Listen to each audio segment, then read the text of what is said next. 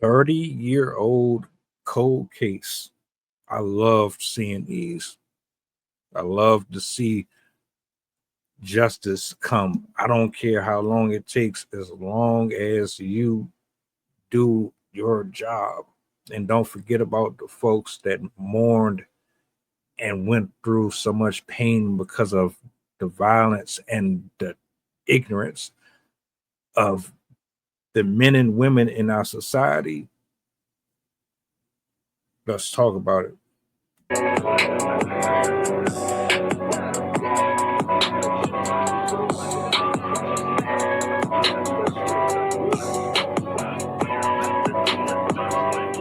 What's the goddamn button? What's the goddamn button? We are learning more tonight about a man accused of raping several women dating back some 30 years. But that is just part of the story in a cold case. Eyewitness News reporter Stefan Kim with the details on what was revealed tonight in court. We didn't do this. We didn't do none of this. You didn't do it? What about the 12 women? What witness? What witness? I didn't do this. This is the arrest investigators say solves a cold case dating back more than 30 years. 57-year-old Michael Benjamin, accused of raping 5 women in Queens, arrested in Georgia last month after prosecutors say his DNA was retested last year with previously unavailable technology. Do this, yo! Yo, kill my mom and kill me. I didn't do this. Benjamin is charged with rape, sodomy, sexual assault, and burglary for allegedly raping 5 women from 1995 to 1997. This is an Eyewitness News report from 1992 when the community was on edge. It frightens me because, I'm out here all the time and I'm very worried about my safety, my daughter. Police say the rapes were reported in Springfield Gardens, Laurelton, and Rosedale. There has been at least one assault every month since June. Police say the suspect typically enters early in the morning through a window, covers the woman's face, and holds an object to her throat. They say he has also robbed his victims. Prosecutors say each of the victims consented to a rape kit at the time of the attack. Then in May 2024, they say DNA from a discarded cup used by Benjamin matched the DNA retrieved from the victims.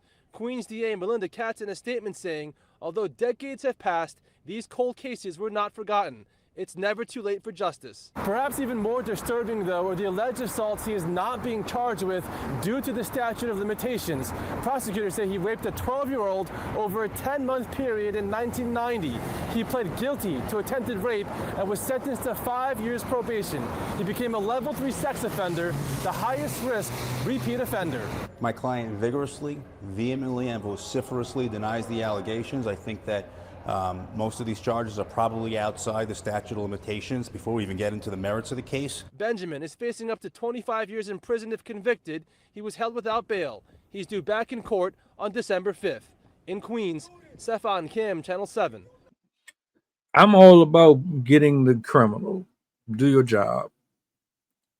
Fuck them. I don't want none of them on the street. I keep saying it over and over and over again. What I have a problem with is a group of people who have been in this position of the opposite complexion, not getting the same level of treatment. Put all of them away. All of the pedophiles, all of the perverts, all of the murderers, killers, drug dealers, all of them, put them all in jail. Black, white, all that. But you're not doing that.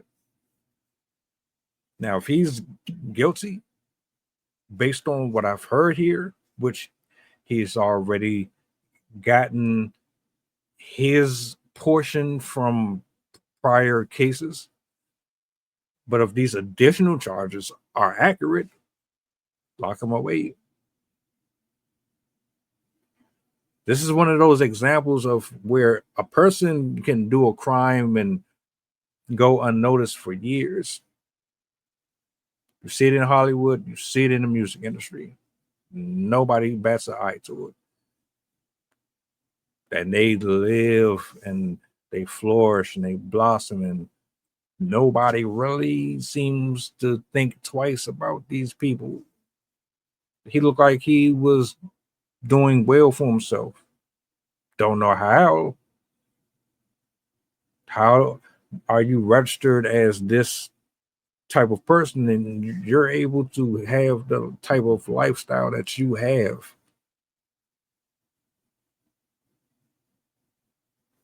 Beats me. They come and find you 30 years later, not knocking it. I need to know how this case unfolds. The argument with statute of limitations, the DNA testing advancements, also on top of that, I want to know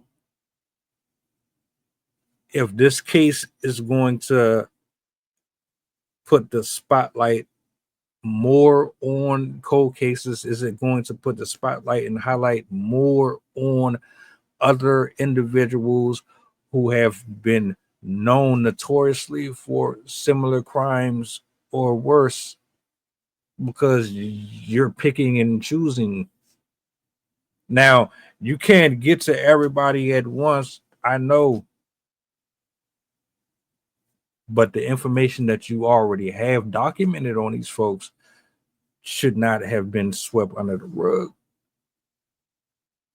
I hate that any of this happened to the women in this particular situation. If this is really true, nobody deserves this. But we gotta call a spades on both sides. Women be lying like shit.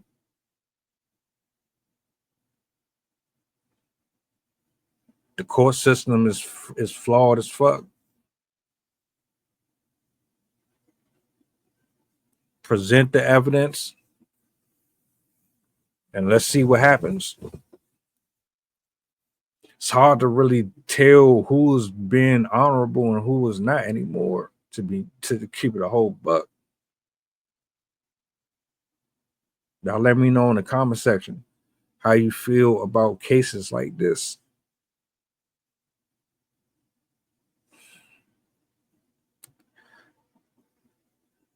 Welcome aboard the flight. This is pilot Kushite talking. We going back to Memphis and coming straight from New Orleans. The estimated time of arrival is about an hour, and I can turn your ghost if you try and play with my power. So when you look up and see the sign flashing, stay in your seat. If the flight attendant say you making trouble, then we got beef. The turbulence might get rocky. You better not spill your food. This is brand new